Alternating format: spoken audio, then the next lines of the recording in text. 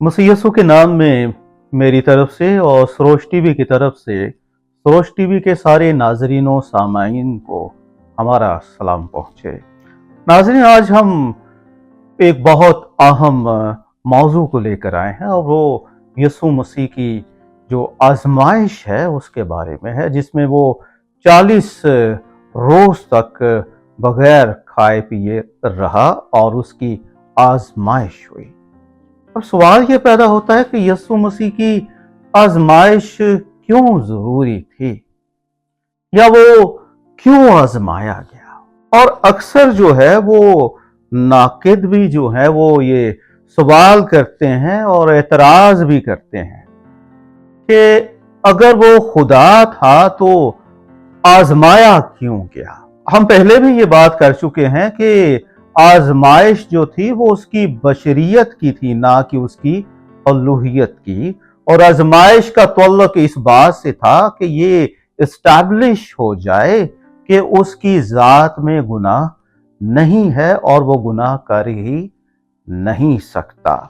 दूसरी बात जो है वो ये है कि आजमाइश जो यीशु मसीह की हुई है वो उसकी ताबेदारी को जो है वो जाहिर किया गया है। तो पेशतर इससे कि हम आगे बढ़े, मैं इस हवाले को आपके लिए पढ़ूंगा। मत्ती की इंजील उसका 4था बाब है और उसकी पहली आयत से लेके उसकी जो 11वीं आयत है वहां तक मैं पढ़ूंगा। आप सुनिए।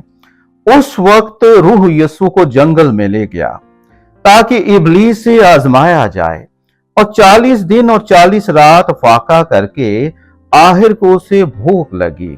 और आजमाने वाले ने पास आकर उससे कहा कि अगर तू खुदा का बेटा है तो फरमा कि ये पत्थर रोटियां बन जाएं। उसने जवाब में कहा, लिखा है कि आदमी सिर्फ रोटी ही से जीता ना रहेगा बल्कि हर उस बात से जो खुदा के मुंह से निकलती है। तब इबलीस उसे मुकद्दस शहर में ले गया और हैकल के कंगूरे पर खड़ा करके उससे कहा कि अगर तू खुदा का बेटा है तो अपने ताई नीचे गिरा दे, क्योंकि लिखा है कि वो तेरी बाबत अपने फरिश्तों को हुक्म देगा और वो तुझे हाथों पर उठा लेंगे, ऐसा ना हो कि तेरे पांवों को पत्थर से ठेस लगे। यीशु ने उससे कहा, यह भी लिखा है कि तू खुदावंद अपने खुदा की आजमाइश ना कर। फिर इब्लीस उसे एक बहुत ऊंचे पहाड़ पर ले गया और दुनिया की सब सल्तनतें और उनकी शान और शौकत उसे दिखाई और उससे कहा, अगर तो झुककर मुझे सिजदा करे तो ये सब कुछ तुझे दे दूंगा। यीशु ने उससे कहा, ए शैतान दूर हो, क्योंकि लिखा है कि तू खुदावंद अपने खुदा को सिजदा कर और सिर्फ उसी की इबादत कर। तब इब्लीस उसके पास से चला गया और देखो फरिश्ते आकर उसकी खिदमत करने लगे। आमीन। यीशु मसीह की जो आजमाइश है उससे पेशतर जो है वो 40 रोजा जो आजमाइश है उससे पहले एक बहुत अहम जो इवेंट है वो रूनुमा होता है। यीशु जो है वो यरदन के पास जाकर यूहन्ना से बपतिस्मा लेता है, और जैसे ही वो बपतिस्मा लेता है तो रूह जो है वो कबूतर की तरह उसके ऊपर जो है वो उतरता है और आसमान से आवाज आती है कि ये मेरा प्यारा बेटा है जिससे मैं खुश हूं। तो यीशु मसीह वो बेटा है जिससे बाप जो है वो खुश है। अब जब हम बेटे की तरफ देखते हैं तो बाइबल में जो पहला बेटा जो है इंसानों में वो आदम को कहा गया है। लूका की इंजील जो है वो जब यीशु मसीह का जो नस्बनामा है वो बयान करती है तो वो सबके बापों को बयान करती है। वो उसका बाप वो था, उसका बाप वो था, और जब बाप आदम पर आती है और वो आदम का और खुदा का, तो आदम जो है वो खुदा का पहला बेटा था। और बेटा जो होता है वो बाप की सूरत और बाप की शबीह पर होता है। तो आदम जो था वो खुदा की सूरत और खुदा की शबीह पर था, वो खुदा का पहला बेटा था बनी आदम में से। लेकिन हम देखते हैं कि उस बेटे ने क्या की, नाफरमानी की और खुदा की बातों से वो जल्द फिर गया। और जैसे वो खुदा की बातों से फिर गया तो क्या हुआ कि वो फरमाबरदार बेटा ना रहा, उसने खुदा के फरमान का पास ना रखा और यूं वो एक ऐसा बेटा बन गया जिससे खुदा खुश ना हुआ। जब आदम जो है ये नाकाम हो गया बतौर बेटे के, तो फिर खुदा ने बनी इसराइल को बेटे के तौर पर चुना और मूसा को खुदा ने फिरौन के पास भेजा और कहा कि फिरौन से जाकर कह कि इसराइल मेरा बेटा बल्कि मेरा पहलौठा है। और इसराइल जो थी ये बहैसियत जमात जो है ये खुदा का बेटा और बल्कि पहलौठा था। और इस बेटे के बारे में जो है वो लिखा है कि जब इन्हें मिस्र से रहाई मिलती है तो वहां पर ये लोग जो है वो पानी में से गुजरते हैं और ऊपर जो होता है वो बादल होता है और लिखा है कि उस बादल में और उस समुंदर में उन्होंने मूसा का बपतिस्मा लिया।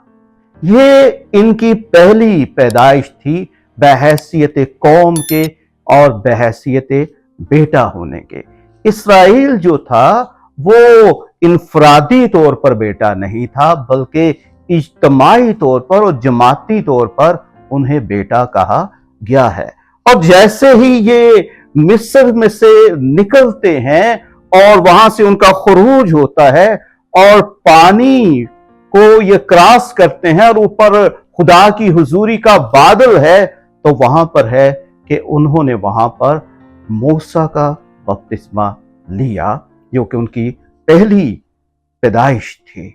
इसके लिए हम देखते हैं यसाया नबी की किताब और उसका 63 बाब और 8 से लेके उसकी हम देखेंगे 11 आयत तक। वहां पर लिखा है कि क्योंकि उसने फरमाया यकीनन वो मेरे ही लोग हैं, ऐसी औलाद जो बेवफाई ना करेगी। चुनाचे वो उनका बचाने वाला हुआ, उनकी तमाम मुसीबतों में वो मुसीबत ज़दा हुआ और उसके हुजूर के फरिश्ते ने उनको बचाया। उसने अपनी उल्फत और रहमत से उनका फिदिया दिया, उसने उनको उठाया और कदीम से हमेशा उनको लिए फिरा। लेकिन वो बागी हुए और उन्होंने उसकी रूहे कुदूस को गमगीन किया, इसलिए वो उनका दुश्मन हो गया और उनसे लड़ा। फिर उसने अगले दिनों को और मूसा को और अपने लोगों को याद किया और फरमाया वो कहां है जो उनको अपने गले के चुपानों समेत समुंदर में से निकाल लाया। वो कहां है जिसने अपनी रूहे कुदूस उनके अंदर डाली। तो जब इसराइल की मिस्र से रहाई हुई, खुरूज हुआ, तो उस खुरूज के वक्त में उन्हें पानी और रूह का तजर्बा हुआ जो कि उनकी पहली पैदाइश थी। और उस वक्त में उनको रूह कुद्स जो है वो मिला, इंडिविजुअली नहीं, इनफरादी तौर पर नहीं बल्कि इज्तमाई तौर पर, जिसके बारे में यीशु मसीह ने फरमाया वो तुम्हारे दरमियान रहता है और तुम्हारे अंदर होगा। यानी इसराइलियों के यहूदियों के दरमियान में वो रहता था और वादा था कि अब वो जो है वो इज्तमाई तौर पर नहीं बल्कि इनफरादी तौर पर सबके अंदर रहेगा। तो पानी और रूह का जो तजर्बा है ये इसराइल को बेटे होने के वसीले से मिला और रूह जो है वो इस बेटे को, इसराइल को जंगल में ले गया जहां पर बेयाबान में उनकी आजमाइश हुई और उस बेयाबानी आजमाइश में वो नाकाम हुए, बल्कि बुरी तरह से नाकाम हुए। उन्होंने खुदा के रूह को गमगीन किया जो उनके दरमियान में रहता था। इस्राएल बेटा था, ऐसा बेटा जो रूह की हिदायत से जिसे बियाबान में चलना था, और रूह जो है वो इस बेटे को बियाबान में ले गया ताकि आजमाया जाए। और उन्होंने क्या किया कि खुदा को आजमाया, और उन्होंने खुदा से जो है वो रोटी का तकाजा किया। उनको मन मिलता था। पहला बेटा भी जो है उसकी जो आजमाइश हुई वो खाने से हुई। एक ऐसी जगह पर आदम की आजमाइश हुई जहां पर किसी चीज की कोई कमी ना थी और उसे एक चीज से मना किया गया था, लेकिन वो उस एक चीज से मना ना हुआ। ये इंसान की फितरत है, उसे आप जितना भी दे दें उसका जी नहीं भरता। चुनाचे आदम को सब कुछ देकर एक चीज से मना करके खुदा ने आजमाया और उसने उसी एक मना की हुई चीज को लिया। दूसरा आदम, दूसरा बेटा, यानी दूसरा जो बेटा इस्राएल जो है उसकी आजमाइश भी खाने से हुई। उनको एक ही तरह की खुराक रोज मिलती थी। आदम को सब दे के एक से मना किया, इस्राएल को एक तरह की खुराक दे के बाकी चीजों से महरूम रख के उनकी आजमाइश हुई। यीशु मसीह जो है वो बियाबान में है और इन 40 दिनों में ना उसने कुछ खाया ना पिया। यीशु मसीह को पहले आदम की तरह या दूसरे आदम की तरह नहीं, बल्कि उसको सब चीजों से जो है वो रोक कर उसकी आजमाइश हुई। और जहां पर आदम, जहां पर किसी चीज की कमी नहीं थी, वहां पर बतौर बेटा नाकाम हुआ। और बियाबान में जहां पर रूह इस्राएल को बियाबान में ले गया ताकि आजमाया जाए, वहां पर जो है वो से एक चीज मिलती थी और उसमें वो नाकाम हुआ। वो बड़बड़ाने लगे, वो बागी हुए, वो बरगश्ता हुए। तो यीशु मसीह को सब चीजों से रोककर उसकी आजमाइश हुई और उसने क्या किया कि आजमाइश के उन दिनों में जो है वो खुदा की पूरी फर्मा बरदारी की और खुदा उससे क्या था, खुश था।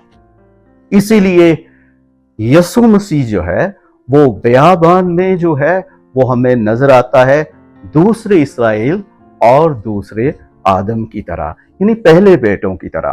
पहले दोनों बेटे जो थे वो नाफरमान हुए, खुदा का जो प्लान था उसे फुलफिल करने में भी नाकाम रहे। इस्राएल ने बियाबानी आजमाइश में ना फकत खाने की वजह से खुदा को आजमाया, बल्कि उन्होंने इब्लीस को सिजदा भी किया और वो जो बछड़े के आगे जो थे वो झुके थे। उसका सबब ये है कि वो उसे वर्शिप कर रहे थे, जब तो शयातीन को वर्शिप कर रहे थे, वो इब्लीस ही को सजदा था। यीशु मसीह ने कहा कि ए शैतान दूर हो। उसने यीशु अल मसीह को दुनिया की सारी शान शौकत दिखाई और कहा कि जिसको जो चाहता हूं देता हूं, अगर तू झुक कर मुझे सिजदा करे तो दुनिया की ये सारी शान शौकत, ऐशो इशरत मैं तुझे दूंगा। दूसरे लफ्जों में दुनिया के सारे मर्तबे जिनके लिए तू आया है वो मैं तुझे देता हूं। तो खुदा का रास्ता जो कि गम का रास्ता है, तकलीफ का रास्ता है, क्रूसिफिकेशन का रास्ता है, उसे छोड़ दे, मैं तुझे शॉर्टकट देता हूं। तू इन्हीं चीजों के लिए आया है, बादशाही को लेने के लिए, तो मैं तुझे देता हूं। तू फकत क्या कर, मुझे सिजदा कर दे। यीशु मसीह ने कहा ए शैतान दूर हो। यह वो काम था जो पहला आदम, पहला बेटा नहीं कर सका। खुदा ने आदम को हर चीज पर इख्तियार दिया था, उसे जमीन की तमाम मखलूकात पर हुक्मरानी बख्शी थी और उसे इख्तियार था कि सांप को जो है वो बाग से निकाल दे। आदम जो है वो बाग की प्रोटेक्शन करने में नाकाम रहा। पहले तो उसने खुदा के जो मकदस था, जो खुदा की सेंचुरी थी, उसमें एक नापाक को आने दिया। और जब वो आ गया तो आदम उसे निकालने पर कादिर था, क्योंकि खुदा ने उसे जमीन पर इख्तियार बख्शा था, लेकिन वो उसे निकालने से नाकाम रहा।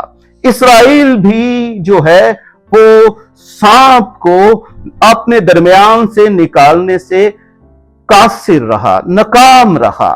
इसराइल का जो सांप था वो बुत थे, जिनमें वही पुराना सांप जो इब्लीस और शैतान कहलाता है, उनसे अपनी वर्शिप करा रहा था। तो इसराइल ने भी अपनी जमीन से, दूसरे अदन से, जिसमें दूध और शहद बहता है, जिसमें किसी चीज की कमी नहीं है, उस पुराने सांप को नहीं निकाला। यीशु मसीह जो हकीकी आदम बना, हकीकी इसराइल बना, उसने वो काम किया जो पहले दोनों बेटों ने नहीं किया। वो सांप को निकालने से कासिर रहे। यीशु मसीह ने अपने इख्तियार को इस्तेमाल किया और कहा, ऐ शैतान दूर हो। तो यहां पर हम देखते हैं कि यीशु मसीह की जो आजमाइश है वो इस तौर से होती है कि उसमें वो पहले आदम का रोल अदा करता है, जहां पर हमें नजर आता है कि पहला आदम जो है वो नाकाम हुआ। वहां पर हम देखते हैं दूसरा आदम जो है वो कामयाब हुआ। जहां पर पहला आदम अपने दरमियान में से जो है वो सांप को ना निकाल सका, वहां पर दूसरे आदम या दूसरे बेटे ने जो है वो सांप को निकाल दिया। जहां पर हम देखते हैं कि इसराइल, जिसे कि पानी और रूह का तजर्बा हुआ, वो ये काम ना कर सका, तो यीशु मसीह हकीकी इसराइल, हकीकी आदम बना, और हकीकी इसराइल बनते हुए उसने दूसरे खरूज का जो है वो मुजाहरा किया, दूसरे खरूज को पेश किया, और पानी और रूह के तजर्बे में से वैसे ही गुजरा जैसे पहला बेटा इसराइल बामुताबिक यसाया की किताब के जो है वो गुजरा। और जैसे रूह इसराइल को बियाबान में ले गया, वैसे ही रूह हकीकी इसराइल को बियाबान में ले गया, यानी यीशु अल मसीह को। तो अब यीशु मसीह जो है वो बतौरे आखिरी आदम और हतमी बेटे के, बल्कि हकीकी और अजली बेटे के दुनिया में मौजूद है, और वो काम करने के लिए आया जो पहले दोनों आदम और दोनों बेटे कर ना सके, जिनसे बाप खुश ना हुआ, और वो था रेस्टोरेशन का काम, वो था इब्लीस को निकालने का काम, वो था बादशाही को फिर से हासिल करने का काम जो आदम ने खो दी थी। आदम हुकूमत के लिए पैदा हुआ था, लेकिन अब वो खुद जो है वो उन मखलूकात को पूजना शुरू हो गया जिन मखलूकात पर वो इख्तियार रखता था। यीशु मसीह जब बियाबान के तजर्बे में से गुजरता है और फातेह बनकर निकलता है, तो मरकस की इंजील जो है वो बहुत दिलचस्प चीज बयान करती है। वो यीशु मसीह की आजमाइश के तजर्बे के बारे में बयान नहीं करती, वो सिर्फ ये बताती है कि वो आजमाया गया, कैसे आजमाया गया, आजमाइश की डिटेल नहीं देती। मरकस की इंजील का सारा फोकस जो है वो ये है कि बियाबानी तजर्बे से हासिल क्या हुआ, और वो थी बादशाही की खुशखबरी की मनादी। वो बादशाही जो आदम ने खो दी थी, वो बादशाही जो आदम ने इब्लीस के हाथ में कर दी थी, और अब वो तमाम मखलूकात जो उसके इख्तियार में थी उनको पूजना शुरू हो गया था। वो उस पर हुक्मरान हो गई थी और उनके जरिए से इब्लीस उन पर हुक्मरानी कर रहा था। तो अब यीशु मसीह ने क्या किया, मरकस उसकी डिटेल्स में नहीं जाता बल्कि उसके समरात को बयान करता है, वो बादशाही की खुशखबरी की मनादी करता है, और फिर जिंदगियों में से बदरूहों को निकालना शुरू कर देता है, जो कि खुदा की बादशाही की कुदरत को जाहिर करती है कि वो कुदरत के साथ आ गई है। और वो कहता है, अगर मैं खुदा के रूह के वसीले से बदरूहों को निकालता हूं, तो खुदा की बादशाही तुम्हारे दरमियान आ गई है। और फिर मरकस की इंजील बयान करती है कैसे जो अदन की कर्ज थी उसका रिवर्सल होता है, लोग बीमारियों से शिफा पाते हैं, कोड़ी कोड़ से पाक होते हैं, और इंसान जो है वो रेस्टोरेशन का मजा चखता है।